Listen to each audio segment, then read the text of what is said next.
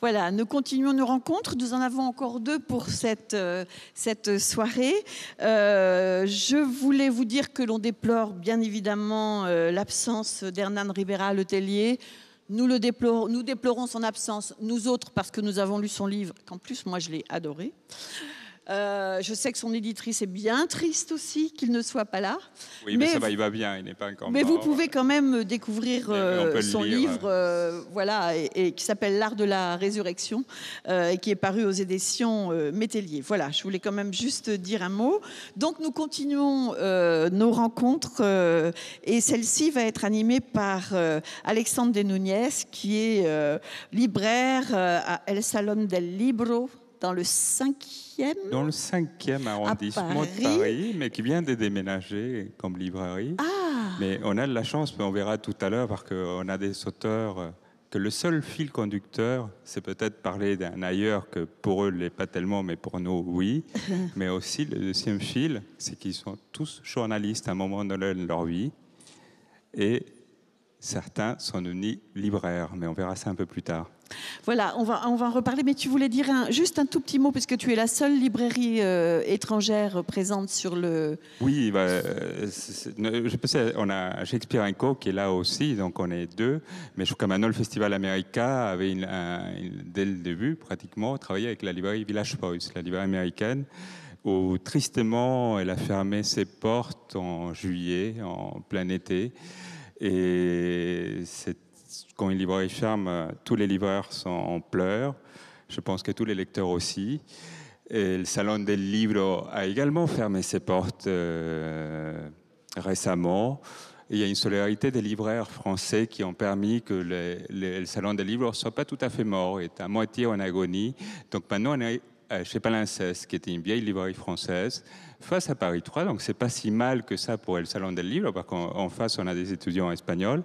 Mais je voulais surtout saluer Village Voice et saluer également, comme quoi la géographie on est en pleine globalisation, saluer la librairie du Globe, que certains d'entre vous connaissent peut-être, qui est la librairie russe de Paris, la seule. En ces moments, il y a peu de temps, il y avait l'année de la Russie en France. Et bien, pendant l'année de la Russie en France, la seule librairie russe ferme. Voilà, Alexandre voulait parler un peu de cela, et c'est normal, sur le plateau du... Non, mais comme quoi, en même temps, c'est pas si grave que ça, parce que peut-être on peut. Là je l'ai pensé en venant ici et en étant au Salon des Livres à Vincennes, juste en face, où vous trouverez Shakespeare & Co., le Salon des Livres, énormément de libraires indépendants. Je me disais, finalement, les lecteurs, ce sont ceux qui sont touchés par la crise. Les riches ne lisent pas. Et je pense que Sepúlveda va nous soutenir la même chose, parce qu'il est confronté avec les riches de Patagonie, quand on arrivera aussi avec eux. Mais on verra. Alors, on va commencer d'abord par présenter tout le monde, Alexandre. Donc, Éowyn Yvet, qui est à la gauche ici, va nous parler de son livre qui s'intitule La fille de l'hiver, qui est paru aux éditions Fleuve Noir. Et c'est Ina Kang qui assure la traduction, l'interprétariat. Ivan Theiss, qui est ici à côté d'Alexandre, va nous parler de son livre qui s'intitule Un lieu nommé Oreille de chien. Un drôle de titre, hein, paru chez Gallimard. Et c'est Pascal Fougère qui assure la traduction. Et puis les 2 compères que j'ai séparés, un peu comme ça, exprès. C'est pas bien de séparer un couple si uni. Non, mais je sais pas, j'aime bien comme ça. J'aime bien les avoir chacun d'un côté. Louis Sepúlveda et puis Daniel Morzynski, pour un livre qu'ils signent ensemble qui s'intitule Dernières nouvelles du Sud et qui est paru aux éditions Métellier. Et c'est Béatrice Zuner qui va assurer la traduction pour Sepúlveda. Et puis, bien sûr, j'espère que vous avez eu l'occasion et que vous aurez l'occasion d'aller regarder toutes les photos qui sont ici présentes dans le fond de cette salle, de ce salon des libraires, et qui sont des photos signées Daniel Morzynski et qui sont très belles. Voilà. Alors, on commence tout de suite, et oui, on a dit qu'on commençait par parce qu'il est très galant. Alors, il a dit, On va commencer par la seule femme présente sur le plateau. Non, on va commencer par l'anglais, l'anglophone. Hein. Alors, Eowyn Yvet, vous avez grandi en Alaska. Vous viviez toujours avec votre mari et vos 2 filles. Vous avez donc été journaliste, comme le disait Alexandre. Mais vous êtes libraire maintenant ? Voilà, ça c'était la question. Voilà. Et surtout, la question, la première fois qu'on rencontre une libraire d'Alaska, je pense au Festival America, de savoir qu'est-ce que vous conseillez, comment ça se passe la librairie, vos horaires, parce que ça va être très dur, et la plage horaire de la librairie.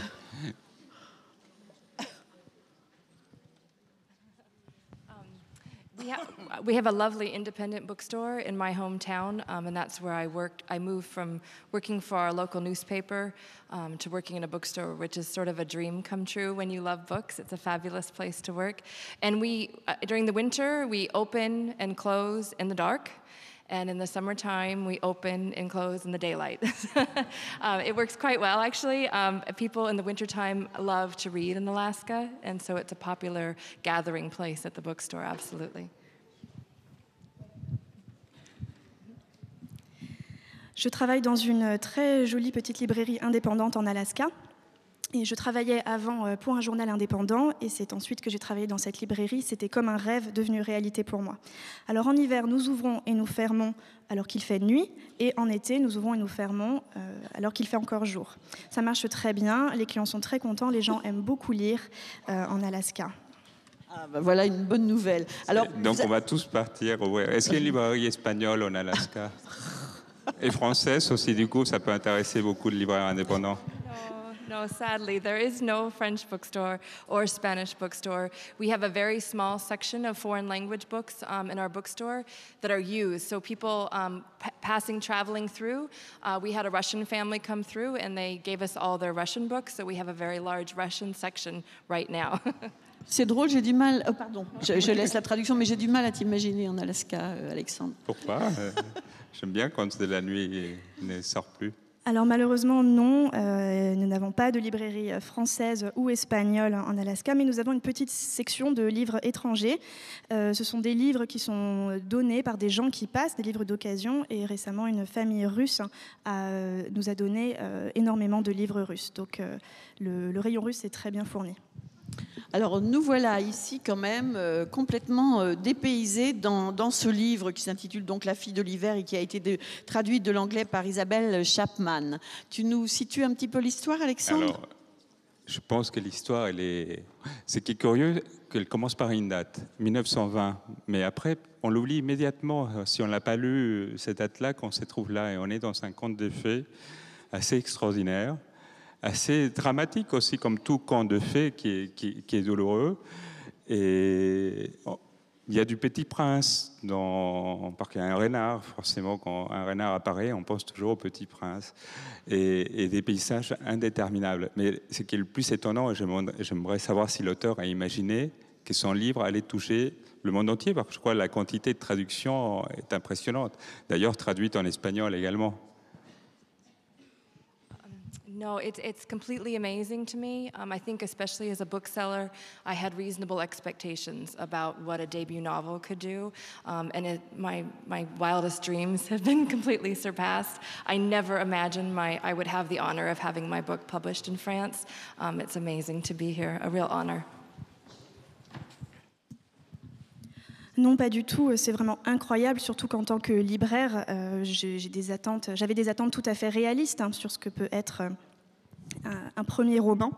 Et donc, ça a dépassé mes rêves les plus fous, et je n'aurais jamais imaginé que mon livre soit traduit en français. Est-ce que c'est le premier voyage en dehors? Est-ce que c'est les premières fois qu'on rencontre un autre public habituel? Par contre, maintenant, l'avantage d'un libraire, c'est qu'il connaît son public, qui vient tous les matins ou tous les soirs quand c'est ouvert que la nuit. Et c'est à quoi s'attendre. Est-ce que la lecture d'un public français est différente d'un public américain? I don't know. I have to say I've had some really insightful comments from journalists. Comparisons to The Prince with the Fox was just delightful to me. So I think inevitably, and what's so wonderful about novels is that it is a conversation between the book and the reader. So the reader brings their own history, their own understanding of literature to it, and I think they do understand it in different ways, but even within the same country, different interpretations, absolutely.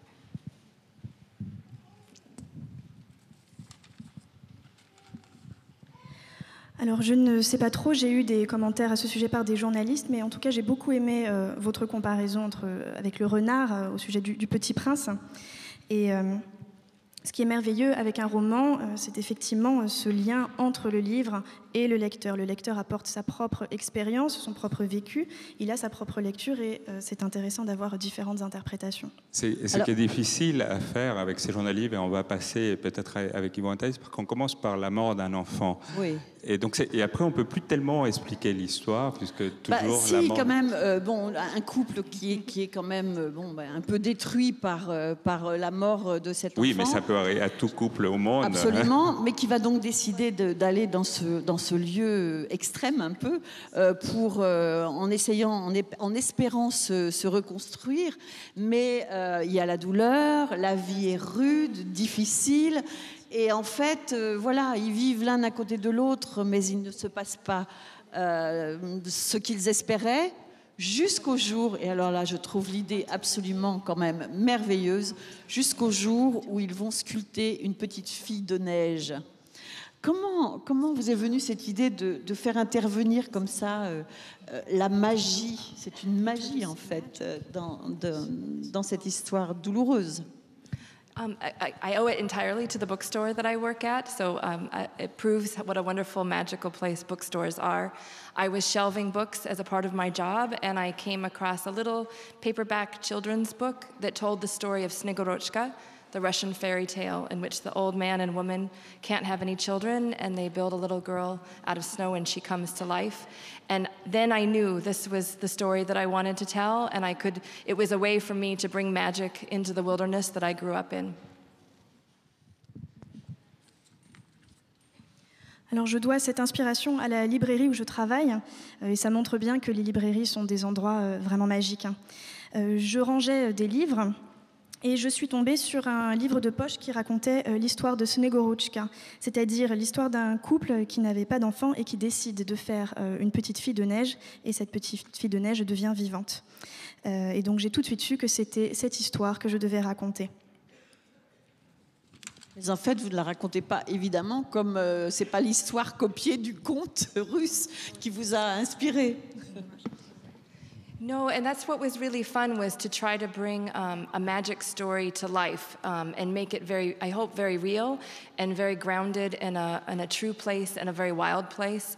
In many ways, I think my novel is sort of a love poem to Alaska. I hope it encapsulates some of what makes it a very awesome, wild, wonderful place, but also desolate and lonely sometimes. Alors non, effectivement, ce qui était très difficile pour moi, c'était d'amener ces éléments de magie dans cette histoire et d'en faire quelque chose de réel, de crédible. Et je pense que mon roman est véritablement un poème d'amour destiné à l'Alaska, et je voulais montrer ce qu'il y avait de beau à propos de cette région, mais aussi ce qu'il y a de surprenant. Je crois que c'est réussi, voilà. Je voulais poser la question à Daniel Morzinski, qui est le grand photographe ou voyageur, s'il connaît l'Alaska. Daniel Morzinski, grand photographe. Tu as un micro, Daniel, à côté de toi, là. Voilà. Quelle est la question? Est-ce que Daniel, tu connais l'Alaska? Parce que Daniel, je l'ai vu monter dans des montgolfières, et il voyage par tous les moyens possibles et imaginables. Non, c'est vrai. Bonsoir. Et tout d'abord, je voulais dire que je suis très content d'être ici ce soir. Et je suis très content aussi qu'Amérique regarde le Sud, où je dirais que cette année, le Festival América a le Sud dans son cœur. Voilà, je tenais beaucoup à le dire parce que... Le Sud, c'est le Nord pour beaucoup. Si tu veux.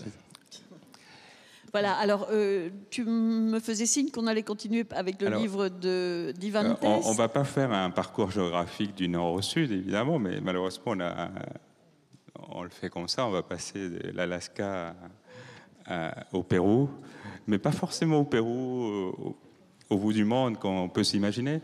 Et pour la première fois, cette année, dans Paris, en ce moment, je ne sais pas si les affiches déco sont arrivées à Vincennes, le Pérou fait de la promotion de son pays. Je ne sais pas si on a vu ça. Il y a des photos de Pérou dans tous les décos pour voyager et retrouver l'imaginaire. Jouer avec le tropisme de la montagne et qu'on va sortir de là, fantastique. Alors Ivan Tess, il est à Lima. Il est un des auteurs péruviens les plus importants de ces dernières années, professeur d'université. Et présentateur d'une émission littéraire, me dit-on. Voilà. Et son livre qui s'intitule Un lieu nommé Oreille de chien est paru aux éditions Gallimard et a été traduit par Laura Alcoba, qui est écrivain elle-même. Voilà. Mais Ivan Tess, c'est un blogueur aussi, il ne faut pas oublier de le dire, parce que son blog est très suivi et c'est évidemment. Maintenant qu'América s'est ouvert à l'Amérique latine, c'est l'invité idéal parce qu'il suit tous les auteurs du continent latino-américain d'une manière incroyable. Et je crois qu'il s'était dit aussi, comme beaucoup d'écrivains américains de la jeune génération, de ne jamais écrire sur leur pays. Ça arrive, il y a un mouvement crack en disant, voilà, on a le poids des anciens, c'est-à-dire les anciens, ils sont toujours vivants, ils ne sont pas morts. C'est Garcia Marquez, c'est Vargas-Llosa. Donc nous, paf, petite claque dans les fesses, on ne va surtout pas traiter les situations colombiennes. Et finalement, Ivan arrive au Pérou, et il arrive d'une manière, la même manière, la mort d'un enfant pousse le personnage à errer, à partir. Ça dure 3 jours, son roman, c'est ça qui est incroyable. Ivan, hola.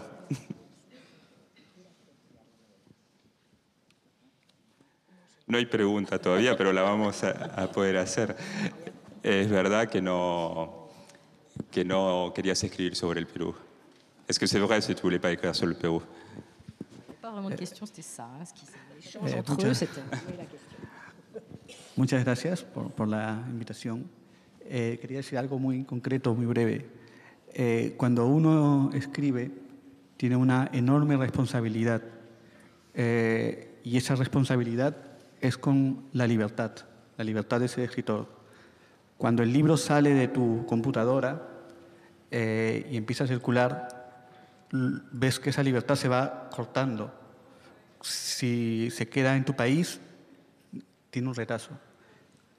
Cuando se vende en otros países de tu propia habla, la libertad se corta más. Y ahora, en este festival, he descubierto que cuando se traduce a otro idioma, esa libertad se reduce casi al mínimo. On va traduire, alors, mais on va développer quand même. Je vais dire merci beaucoup d'abord au Festival américain de m'avoir invité ici sur cette table ronde. Je vais dire quelque chose de très concret et bref. Quand on est écrivain, on a une énorme responsabilité. Cette responsabilité, c'est la liberté. Et on s'aperçoit en fait que quand le livre sort de l'ordinateur pour être publié et qu'il commence à circuler, cette liberté se réduit. Et puis, lorsque le livre sort des frontières du pays où il a été écrit, on a encore une petite réduction de cette liberté. Et puis finalement, quand le livre est traduit, eh bien, c'est encore une liberté qui se réduit. Contestable, es muy enigmático, c'est très enigmatique cette perte de liberté. Lo que quiero decir es que mi libro sucede en el mundo andino, como podría suceder en Groenlandia, o en Alaska, o en París. Simplemente sitúe el lugar donde tenía que ser situado. Es una locación. Nunca quise hablar sobre el Perú, nunca quise hablar sobre mundos indios o indígenas, sino sobre el dolor, que es algo que compartimos todos los seres humanos. Pero a veces parece que las personas de determinados lugares no tenemos derecho a temas que otros sí tienen derecho. Oui, alors ce que je veux dire en fait, c'est que mon livre, il se passe certes dans les Andes, mais il pourrait se passer au Groenland, il pourrait se passer en Alaska, il pourrait se passer à Paris.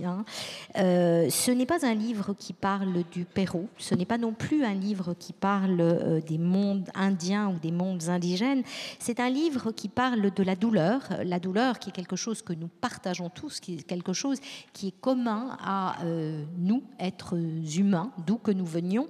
Et en même temps, j'ai un peu l'impression que quelquefois, en fonction du lieu d'où l'on vient, il y a des thèmes qui nous sont un peu interdits. Ah, lesquels?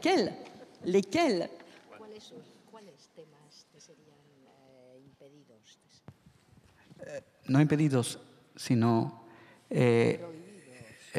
no prohibidos, sino malentendidos. ¿Tienes mi libro? ¿Tienes la...?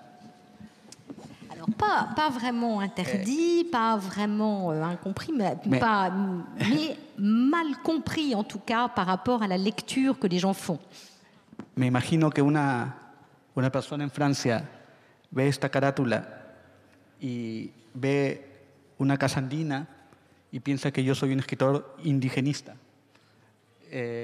Y yo no tengo nada que ver con el mundo indigenista.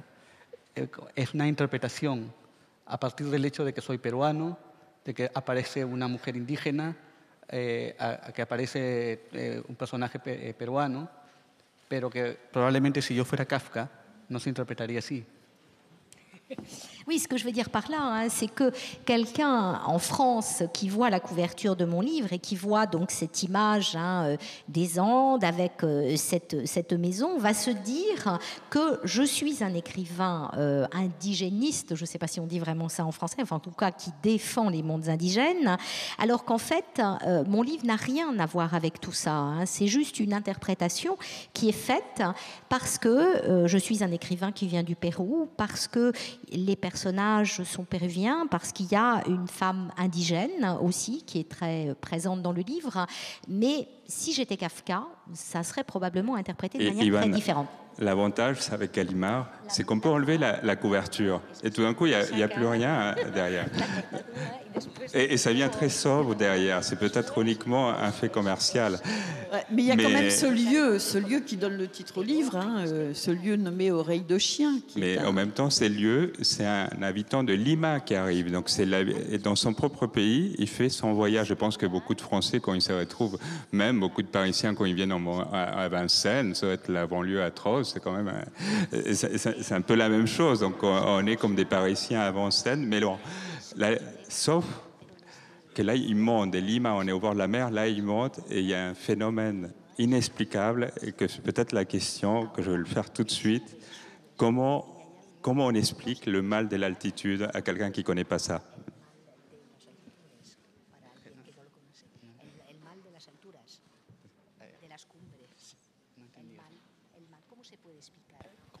A alguien que nunca, es lo más probable que acá en Francia nadie lo conoció, me pasó viniendo de París, yendo hacia esa enfermedad inexplicable. D'ailleurs, passionné de football, on sait bien que les joueurs de foot ne veulent pas aller jouer à La Paz parce que la Bolivie gagne en général 10-0 à n'importe quelle équipe. Claro, o sea, sí, bueno, para concluir, creo que nadie diría que Cortázar es un escritor parisino, sí, aunque su novela puede aparecer en París, digamos. ¿No? Mi novela pasa en un lugar que existe, pero que en realidad yo lo he inventado. Existe en el Perú, está en el mapa, pero yo lo he inventado. Todo lo que cuento ahí es totalmente inventado por mí. Y yo nunca he ido, al igual que mi personaje se la pasa vomitando todo el día, yo nunca he ido porque me pasaría lo mismo. Así que yo no te puedo decir que es el mal de altura, porque ¿No conoces el mal de altura? Lo evito totalmente.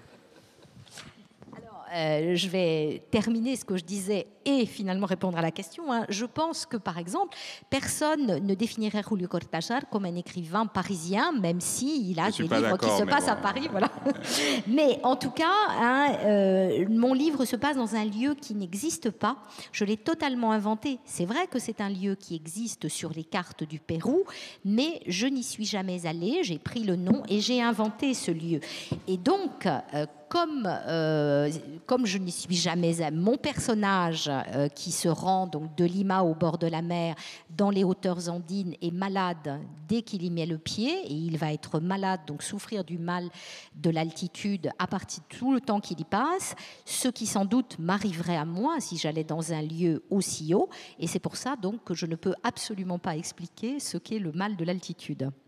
Voilà, alors on ne va pas continuer à essayer d'interpréter le livre parce que je crois qu'on va se planter. Et il faut surtout le lire parce que malgré tout, c'est quand même un livre sur le Pérou, il y a un livre politique sur le Pérou et malheureusement on n'a pas le temps de parler de la violence qui est assez importante. C'est vrai qu'on croise, qu'on cite, que dans ce livre est cité Apollinaire, on parle de Proust, on parle de Brigitte Bardot, on parle de Mia Farrow, etc. etc. Un autre de ces blogs, c'est uniquement sur les couvertures des livres.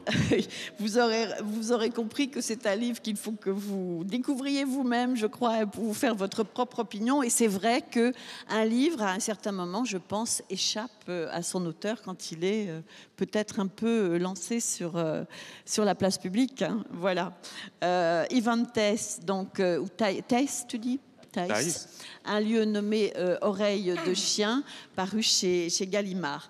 Et là, donc, mon cher ami, on va parler du livre de Luis Sepúlveda et Daniel Morzynski, puisqu'ils le signent ensemble, qui s'intitule Dernière nouvelle du Sud, traduit par Bertie Osberg et paru aux éditions Métellier. Et là, je te laisse le présenter. Surtout, avant tout, on a Luis Sepúlveda, qui je ne sais pas comment remercier parce que je vends tellement de livres de Luis Sepúlveda à la librairie, s'il n'était pas là, j'aurais peut-être fermé avant plus tôt. Mais fait vivre ta librairie, c'est ça? Il fait grande partie vivre la librairie. Luis Sepúlveda, je ne sais pas qu'est-ce qu'il a fait à l'éducation nationale, s'il y a un contrat mafieux derrière. Il y a tellement de lycées Salvador Allende en France que tous les profs font lire un viejo que leía novelas d'amor. C'est absolu, donc aussi chez Métellier en espagnol. Donc, gracias Luis Sepúlveda. Muchas gracias, mismo Luis Sepúlveda.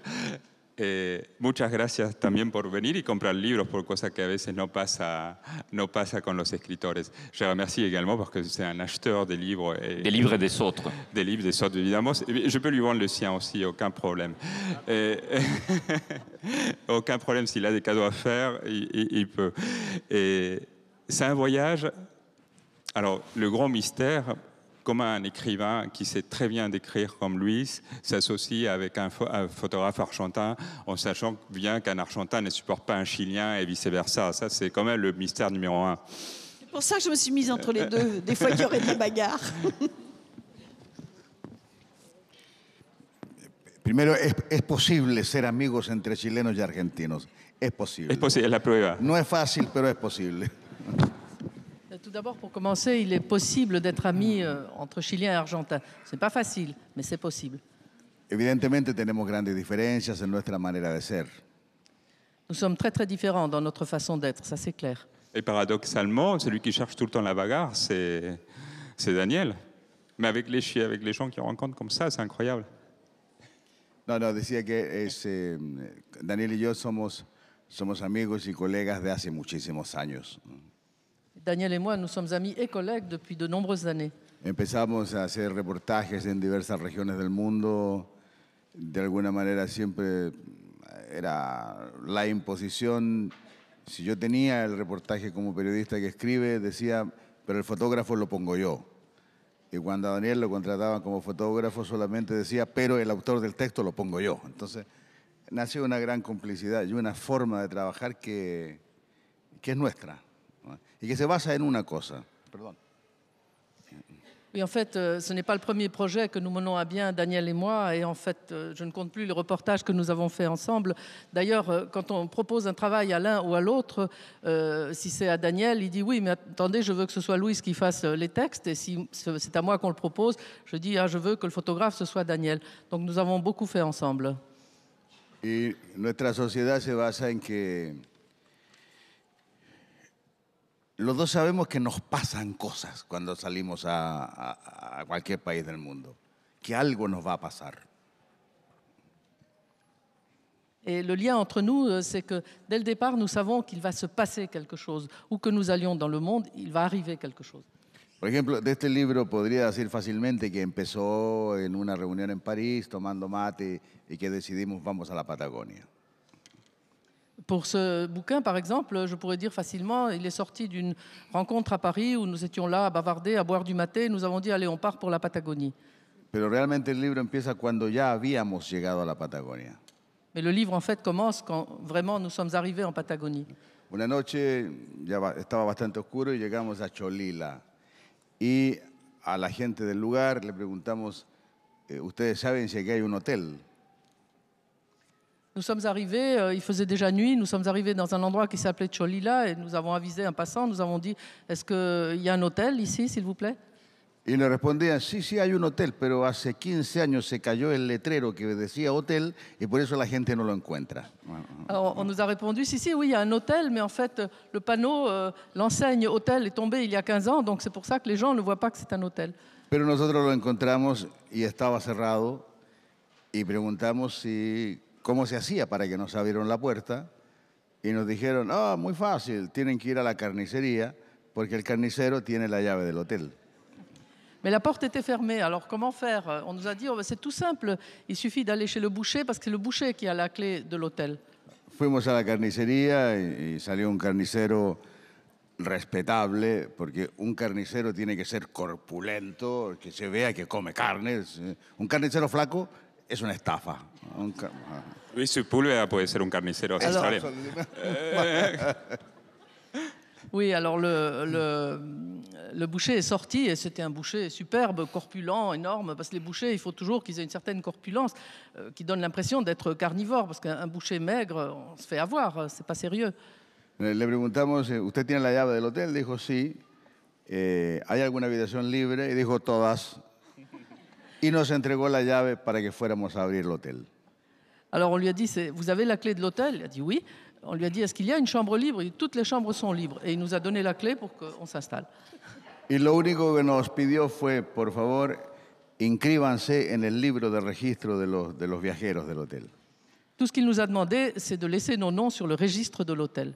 Nosotros, era una llave enorme de bronce, abrimos la puerta, entramos, fuimos al mesón característico del hotel con su timbre para llamar y abrimos el libro de registro.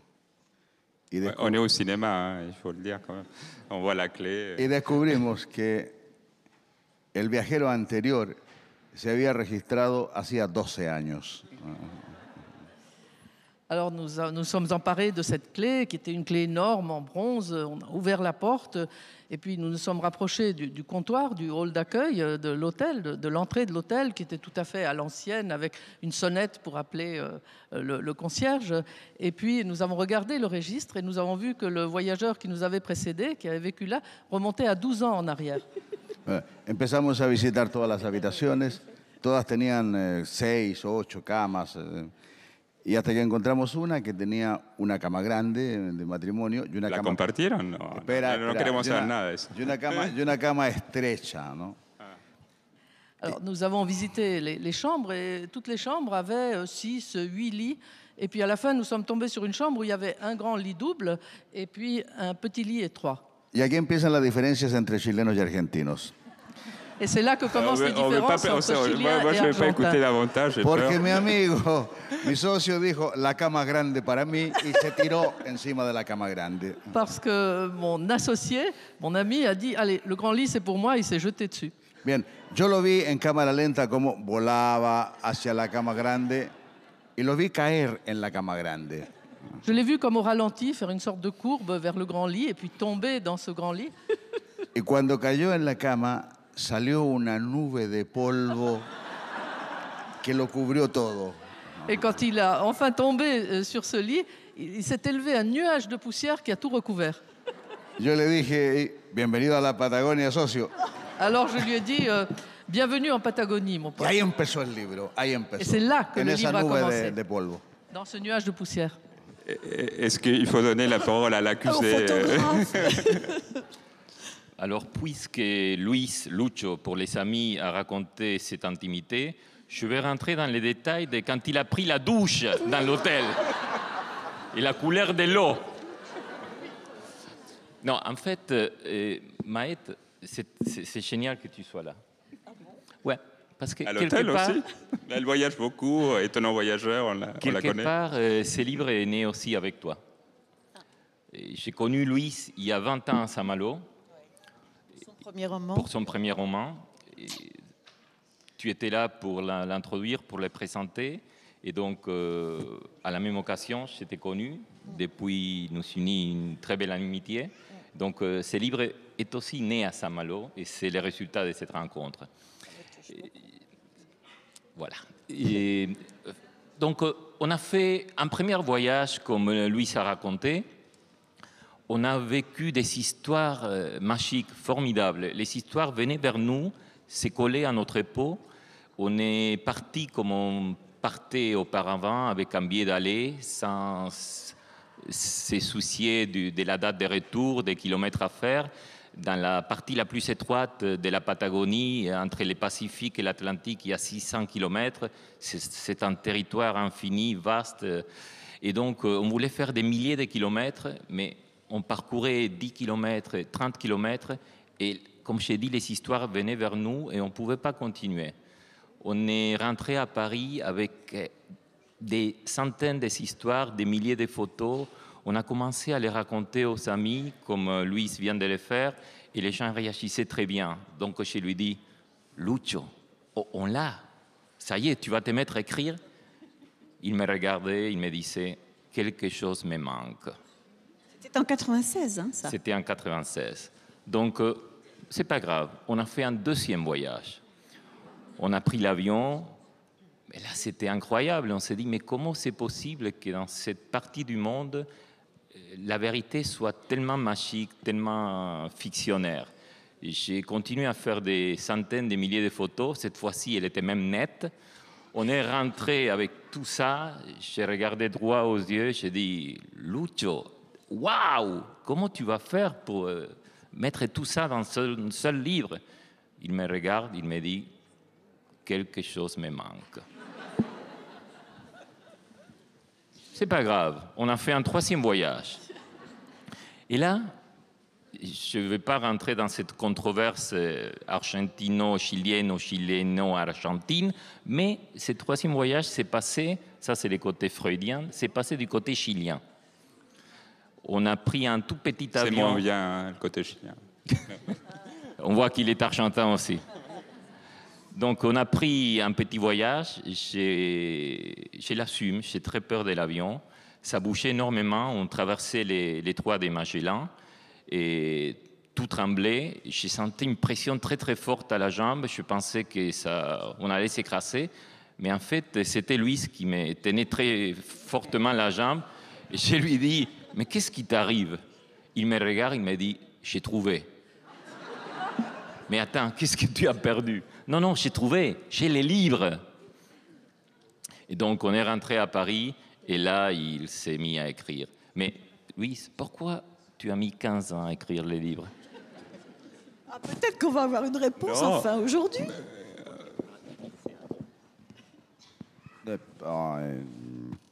Es verdad que tardé casi 15 años en dar el punto final a este libro, por una sencilla razón, porque me sentía muy bien mientras escribía. Oui, c'est vrai, j'ai mis très longtemps, j'ai mis 15 ans à mettre un point final à ce livre, et la raison en est très simple, c'est parce que pendant que je l'écrivais, je me sentais merveilleusement bien. Y los placeres se prolongan. Solamente un idiota corta los placeres. Et le plaisir, ça se prolonge, il n'y a qu'un imbécile pour abréger son plaisir. Y, Désolé. Aunque yo soy un escritor disciplinado, trabajo todos los días, ¿no? Je suis un écrivain discipliné, je travaille tous les jours. Pero en este libro trabajaba solamente cuando me sentía bien, muy bien. Mais ce livre, je n'y ai travaillé que lorsque je me sentais bien, très bien. Escribía un par de líneas, lo dejaba, corregía, lo dejaba, y era una especie de refugio personal. J'écrivais quelques lignes, je corrigeais, je le reprenais, je le relaissais. C'était une sorte de refuge personnel. Se sabe que no hay nada más difícil que poner el punto final de un libro. Es lo más duro en la vida de un escritor. Le plus dur dans la vie d'un écrivain, c'est de mettre un point final à son livre. Porque mientras escribe, uno es Dios. Uno manda en la historia, manda a los personajes. Pero cuando pone el punto final, es un adiós definitivo para siempre. Parce que tant qu'on écrit le livre, on est seul maître à bord, on est Dieu, on donne des ordres à ses personnages, on en dispose. Mais quand on a mis le point final, c'est fini, le livre vous échappe. Y me costó mucho poner el punto final a ese libro. Et il m'en a beaucoup coûté de mettre un point final à ce livre en particulier. On a très peu de temps, mais donc on a vu que c'est un livre photo, un livre d'amitié, mais surtout, j'aimerais qu'on rentre dans le nerf de la Patagonie, qui est l'argent. Et comme lui s'y raconte si bien, donc il faut le lancer une seule fois et après on ne l'arrête pas. Donc je veux qu'il nous parle des Stallone et la Patagonie. Bueno, sí, hablo de Stallone y de otros que han comprado enormes territorios en la Patagonia. Oui, si je parle de Stallone et de beaucoup d'autres, bien d'autres qui ont acheté d'immenses territoires en Patagonie. Porque para muchos ricos, para muchos multimillonarios, tener un pedazo de Patagonia se transformó en una especie de certificado de honor. Pour beaucoup de riches, pour beaucoup de multimillionnaires, posséder un morceau de la terre patagonienne, c'est un véritable brevet d'honneur. Pero creo que ese libro son las personas que encontramos en el camino. Hay una señora, justamente. Sí, ese libro son los personajes que encontramos. Ce livre est fait et constitue entièrement des personnages que nous avons rencontrés au cours du voyage. No, y un día encontramos a una señora, doña Delia, viuda de Coso. Un jour, nous avons rencontré une dame qui s'appelait Doña Ebelia, qui était veuve d'un monsieur de Coso. Y nos llamó la atención que en la estepa, en el desierto patagónico, había una pequeña casa que tenía árboles con fruta y hortalizas en una huerta. Et ce qui a beaucoup attiré notre attention, c'est qu'au milieu de la vastitude du désert, de la steppe patagonienne, il y avait une petite maison entourée d'un jardin avec des arbres fruitiers et un potager avec des légumes. El viento no deja crecer nada en la estepa patagónica. Sur les plaines de la Patagonie, le vent ne laisse rien pousser. Y nos acercamos a la casa y apareció una ancianita que nos saludó con una frase muy hermosa. Nos dijo: qué bueno que llegaron, muchachos. Nous nous sommes approchés de cette maison et puis apparaît une petite vieille dame qui nous salue de cette phrase magnifique. Elle nous dit: c'est bien que vous soyez arrivés, les jeunes. Nosotros vimos que estaba en su expresión había felicidad y le preguntamos por qué está tan contenta y nos dijo: porque hoy es el día de mi cumpleaños, cumplo 96 años. Et nous avons vu que son expression était très réjouie. Nous lui avons demandé: pourquoi ça vous fait tellement plaisir qu'on vienne aujourd'hui? Elle a répondu: parce qu'aujourd'hui c'est mon 96e anniversaire. Y esa anciana de 96 años fue la líder de una resistencia de los patagones contra los millonarios que intentaban comprar todo el suelo de la Patagonia. Et cette petite vieille dame de 96 ans a été la chef de du front de résistance contre ceux qui prétendent acheter, tous ces multimillionnaires qui prétendent acheter la terre de Patagonie. Pardon, juste un mot pour dire que peut-être par pudeur, Louise ne les signale pas, mais en effet, c'était le jour de son anniversaire. Elle était née à 200 km de là, dans la capitale de la Patagonie, Bariloche, capitale du chocolat aussi. Et ce qu'on a fait à la fin de la journée, c'est qu'on lui a dit: Delia, est-ce que tu voudrais revenir à ta ville natale? Et donc, on l'a amenée avec nous à Bariloche.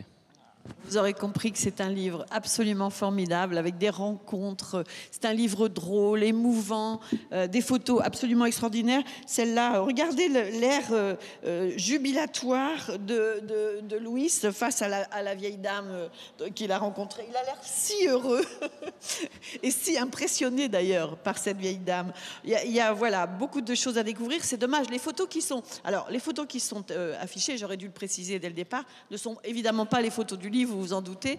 Ce sont des photos d'écrivains que tu as rencontrés un petit peu dans le monde entier. Oui, absolument.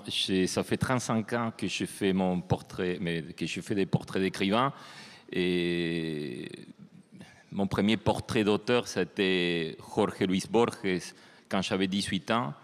Ensuite, j'ai eu la chance de rencontrer Cortázar. Et donc, quand on commence avec la lettre Aleph, quand on commence avec Borges, et ensuite on a la chance de rencontrer Cortázar et tant d'autres, c'est évident que c'était déjà marqué d'avance qu'est-ce que j'allais faire.